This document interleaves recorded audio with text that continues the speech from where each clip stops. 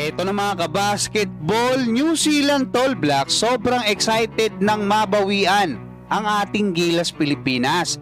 Pero Gilas fans gustong ipalabas yung pinakamahuhusay na players ng New Zealand. At Kai Sotto mapipilitang lisanin ang Koshigaya Alpas. Sa pinakabagong update ng New Zealand Tall Blacks sa kanilang Instagram account, ay nagpakita nga ito ng video ng kanilang pagdayo dito sa atin sa Pilipinas para harapin ang ating national team na Gilas Pilipinas sa second window ng FIBA Asia Cup qualifiers, kung saan natikman nila ang sakit ng kanilang unang pagkatalo sa Pilipinas sa FIBA tournament.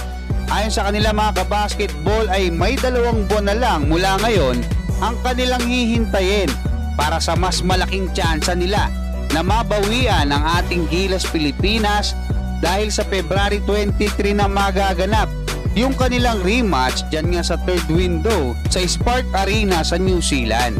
Base sa schedule ng NBL Australia kung saan naglalaro ang karamihan ng mga players ng New Zealand Tall Blacks, ay mas mahaba yung kanilang magiging paghahanda, especially para sa mga players na hindi naman kasama sa mga kupunan na makakapasok sa semifinals ng NBL Australia. Kaya talagang mapapalaban ng gusto dito ang ating Gilas Pilipinas.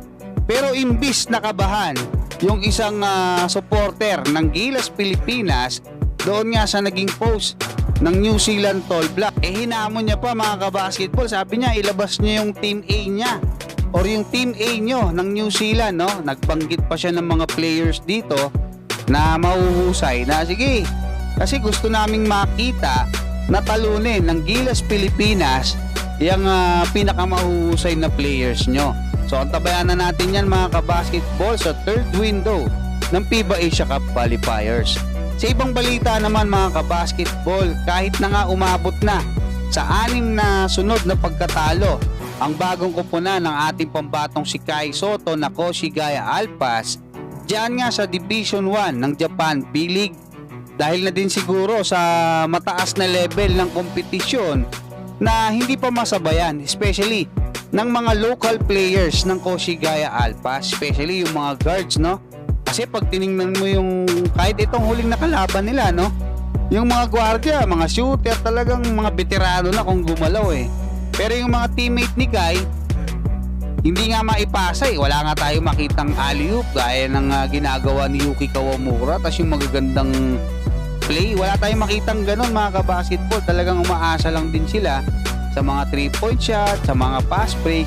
Pero yung gagawa ng play, hindi tayo makakita ng ganun mga kabasketball. Hindi katulad sa ating Gilas Pilipinas. At ang isang malungkot na balita para sa Koshigaya Alpas ay hindi po sila makakapanatili ng matagal dyan nga sa Division 1 ng Japan B-League. Bakit?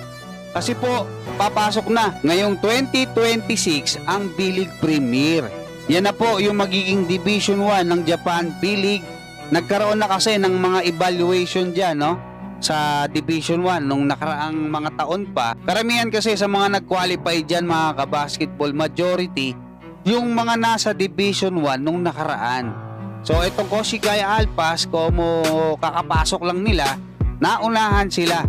Kasi merong tinatawag sila dyan na mahigit $5 million na salary cap. Merong 5,000 na minimum yung seating capacity nila sa kanya-kanyang arena mga kabasketball. Kumbaga laging puno dapat yung mga arenas nila para kumita sila ng malaki.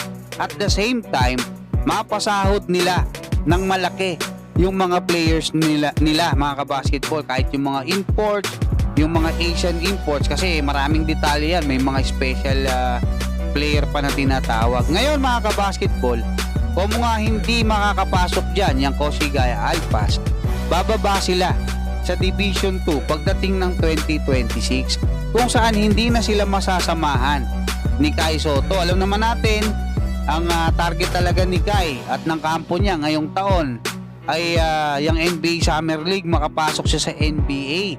Pero kung di siya papala rin, syempre most likely babalik siya sa Japan B-League. At alam naman natin dahil sa magandang performance ni Kai, mas maraming mga Japan B-League team kung hindi siya papalarin ngayong taon sa NBA ang mag-o-offer sa kanya.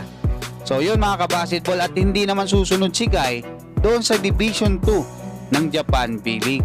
Hanggang dyan mga kabasketball, maraming salamat at God bless sa inyong lahat.